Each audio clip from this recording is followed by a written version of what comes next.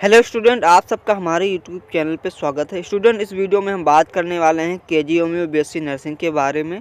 इसमें कितने college add हैं और कितनी सीट्स हैं, कितनी सीट्स पे एंट्रेंस एग्ज़ाम होने वाला, एग्ज़ाम ऑफलाइन होगा या ऑनलाइन होगा, और क्वेश्चन पेपर कहाँ से पूछे जाते हैं, सब कुछ मैं इस वीडियो में बताऊँगा। तो आप इस वीडियो को अंत तक देखना। चलते हैं, वीडियो को स्टार्ट करते हैं। दोस्तों, आपका जो फॉर्म है वो 26 नवंबर से अवेलेबल हो गया था और 11 दिसंबर तक फॉर्म फिल होगा। तो आप लोग लास्ट डेट का इंतज़ार ना करें, फॉर्म तुरंत फिल कर दे, ज़्यादा अच्छा होगा। और 17 दिसंबर को आपका जो एडमिट कार्ड अवेलेबल हो जाएगा और 19 दिसंबर को आपका एंट्रेंस एग्ज़ाम हो जाएगा।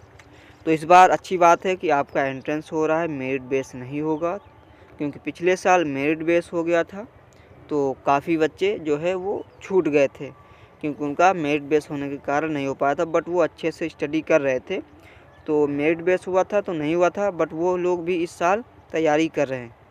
चलते हम आगे बढ़ते हैं कि इसमें कितने कॉलेज ऐड्स हैं। मैं आपको बता देना चाहता हूँ, पहले क्या था कि समथिंग 5 या 6 कॉलेज ऐसे थे जो इससे ऐड थे, बट इस साल ऐसा कुछ नहीं है। ये सारे के सारे जो कॉलेज इससे ऐड थे वो अब ऐड हो चुके हैं अटल बिहारी वाजपेयी मेडिकल यूनिवर्सिटी से। तो इससे ऐड नहीं है, तो वो अटल बिहारी से ऐड हो चुके हैं।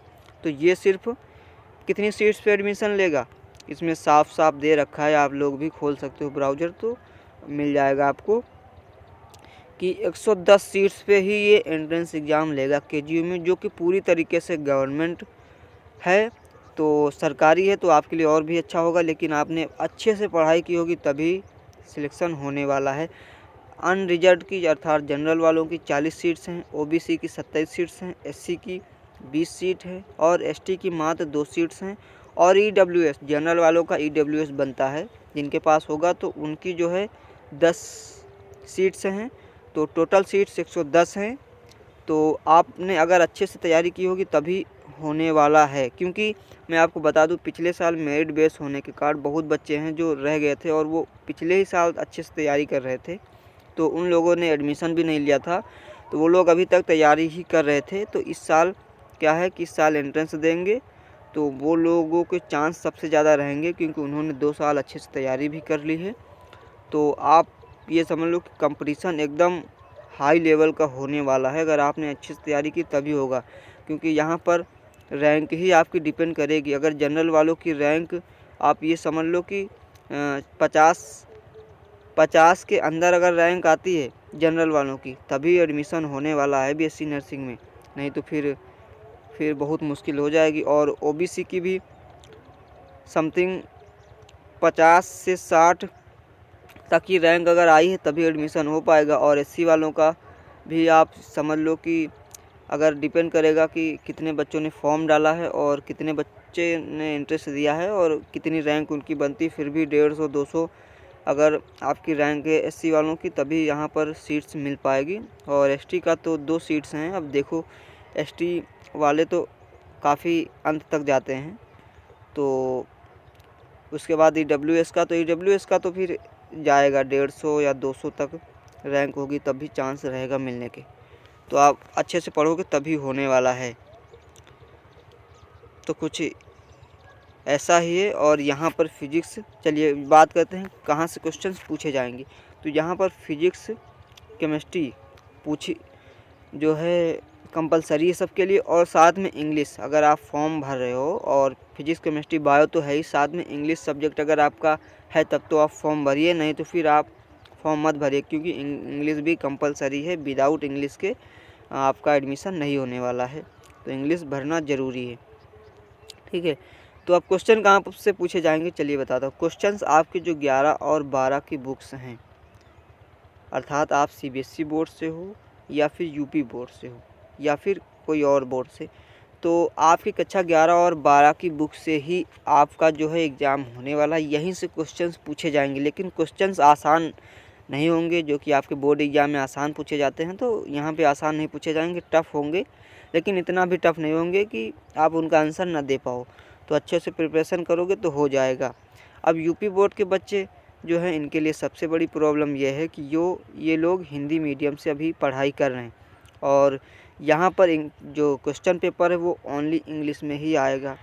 तो मैं आपको बता दूँ, यहाँ पर हिंदी नहीं चलेगी आपकी, आपको इंग्लिश में ही इसकी जो है स्टडी करनी होगी। तो अगर आप इसकी तैयारी कर रहे हो तो इंग्लिश में ही पूरा फोकस करो, इंग्लिश का ही रिवाइज करो, इंग्लिश में ही पढ़ो, तभी यहाँ पे होने वाला है, तभी आप एंट्रेंस क्लियर कर पाओगे, नहीं तो एंट्रेंस क्लियर नहीं हो पाएगा। अगर आपका इंग्लिश में आएगा तो हो सकता है आपको आता भी हो, हिंदी में आता हो, और आपका इंग्लिश में क्वेश्चन आ गए, आप नहीं दे पाओगे। तो इसलिए इंग्लिश में ही पढ़ोगे तो आप दे लोगे। इंग्लिश बहुत कठिन नहीं है, आप ज़रा सा थोड़ा सा पढ़ने की कोशिश करोगे, रटने की ज़रूरत नहीं पड़ेगी, बस थोड़ा सा पढ़ोगे ना तो फिर आपको आराम से आ जाएगा। हिंदी वाले जितने स्टूडेंट हैं, थोड़ा सा अगर आप कोशिश करोगे पढ़ने की तो इंग्लिश में आप समझ जाओगे, कोई दिक्कत होने वाली नहीं है। बस आप प्रैक्टिस करोगे तो ज़रूर समझ जाओगे, अगर प्रैक्टिस ही नहीं करोगे तो फिर नहीं होने वाला है।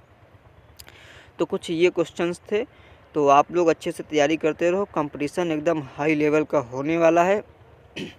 और यहाँ पर मैं आपको बता दूँ कि जितने ओबीसी के कैंडिडेट हैं, तो यहाँ पर ओबीसी की संख्या सबसे ज़्यादा होने वाली है और लगभग होती है। तो ओबीसी के जो कैंडिडेट हैं उनका जो है जो है जाति प्रमाण पत्र जो है वो 31 मार्च के पहले का नहीं होना चाहिए, 31 मार्च के बाद का ही होना चाहिए। अर्थात 31 मार्च 2021 के बाद का ही जाति प्रमाण पत्र होना चाहिए, वही वैलिड माना जाएगा। नहीं तो आप काउंसलिंग से बाहर हो जाओगे और आपका एडमिशन नहीं होगा। अगर नहीं बना है तो बनवा लीजिए, अभी भी टाइम है आपके पास, आज ही भर दीजिए फॉर्म। करना क्या है, आप साइबर कैफ़े पे जाइए और फॉर्म को फिल कर दीजिए। फॉर्म फिल करने के बाद आप ग्राम प्रधान से मिलिए, ग्राम प्रधान से कहिए मेरा जाति प्रमाण पत्र बनना है और मुझे अर्जेंट है, और आप लेखपाल के पास फ़ोन कीजिए। लेखपाल के पास ग्राम प्रधान फ़ोन कर देगा तो लेखपाल तुरंत रिपोर्ट लगा देगा, तो आपका जो है जाति प्रमाण पत्र बनकर आ जाएगा। लेकिन सबसे बड़ी बात ये होगी कि जब साइबर कैफ़े वाला फॉर्म फॉरवर्ड करता है आपका, तो सबसे पहले जाता है तहसीलदार के पास, तहसीलदार ही उसको फॉरवर्ड करेगा लेखपाल के पास। तो तहसीलदार जब फॉरवर्ड करेगा तभी लेखपाल के पास पहुंचेगा और तभी लेखपाल उसमें रिपोर्ट लगाएगा। तो आपको तहसील भी जाना होगा, किसी वकील से मिल लेना होगा, वकील से कहना कि मुझे जाति प्रमाण पत्र की आवश्यकता है और मुझे आज ही ज़रूरत है, तो वो कुछ पैसे ले लेगा काम कराने के आपके। तो क्या करेगा वो, पैसे लेके तहसीलदार के पास तुरंत आपका जो है जाति प्रमाण पत्र फॉरवर्ड करा देगा। बस ये होगा कि आपके पास रजिस्ट्रेशन नंबर ज़रूर ले लेना, जिसके साइबर कैफ़े के पास फॉर्म भराना, नहीं तो फिर कुछ नहीं होने वाला, रजिस्ट्रेशन नंबर के बिना नहीं होगा। तो रजिस्ट्रेशन नंबर ज़रूर ले लेना साइबर कैफ़े के। तो आप जाके वकील से मिल लेना, वकील क्या करेगा, तहसीलदार के पास उसे तहसीलदार के पास से फॉरवर्ड करा देगा, लेखपाल के पास पहुंचेगा। तो लेखपाल के पास ऑलरेडी आपने फ़ोन कर ही रखा है ग्राम प्रधान के द्वारा, तो लेखपाल तुरंत रिपोर्ट लगा देगा। तो आपका 2 से या 3 दिन में बन के आ जाएगा, तो फिर कोई दिक्कत होने वाली है नहीं तो काफ़ी लंबा प्रोसेस चलता है, कम से कम 10-12 दिन भी जाति प्रमाण पत्र बनने में लग जाता है। तो ये फिर डेट तो निकली जाएगी, फिर कोई मतलब भी नहीं निकलने वाला है। तो आप लोग अच्छे से तैयारी करो, कोई सवाल है तो कमेंट करो, और वीडियो को यार अपने दोस्तों तक शेयर करो ताकि उन लोगों को भी जानकारी पहुंच सके। और चैनल नहीं सब्सक्राइब किया है तो सब्सक्राइब करो। यहाँ पर फॉर्म जब भी आप फिल करोगे तो 2000 ओबीसी और जनरल वालों को लगेंगे और SC ST की 1200 रुपये लगने वाले हैं फॉर्म भरते वक्त। तो फॉर्म जो है खुद मत भरने लगना, कि साइबर कैफ़े पे जाना, उसी से भराना जिसको जानकारी हो, नहीं तो फिर आप प्रॉब्लम में आ जाओगे। फिर आप कहोगे मेरा तो गलत हो गया, क्योंकि अभी कुछ बच्चे हैं जो कमेंट भी किए थे कि मेरा नाम में करेक्शन कैसे होगा। तो मुझे तो बिल्कुल नहीं पता है कि करेक्शन कैसे होगा, क्योंकि मुझे करेक्शन के लिए ऑप्शन खुलता नहीं है फ़िलहाल। अभी देखते हैं आगे क्या होता है, फिर कोई जानकारी मिलती है तो मैं ज़रूर बताऊंगा कि करेक्शन कैसे होगा। फ़िलहाल अभी तो मेरे पास कोई जानकारी नहीं है। आप फॉर्म फिल कर दीजिए जल्दी जल्दी, और इसको आप लोग पढ़ सकते हो, आपको कंप्लीट यहाँ पे जानकारी मिल जाएगी कि कैसे क्या होने वाला है। तो एंट्रेंस एग्ज़ाम जो है वो ऑनलाइन बिल्कुल नहीं होगा, एंट्रेंस एग्ज़ाम ऑफलाइन ही होगा। तो आप ये चीज़ क्लियर कर दीजिए। और सेंटर, बात है सेंटर कहाँ बनेगा, तो सेंटर ओनली लखनऊ में ही बनेगा। तो आपको लखनऊ आना पड़ेगा एग्ज़ाम देने के लिए, क्योंकि सेंटर लखनऊ में ही बनेगा। तो कोई सवाल छूट गया है तो आप लोग कमेंट कर देना, मैं उसका भी रिप्लाई दे दूँगा, और किसी और टॉपिक पे वीडियो चाहे तो वो भी बता देना।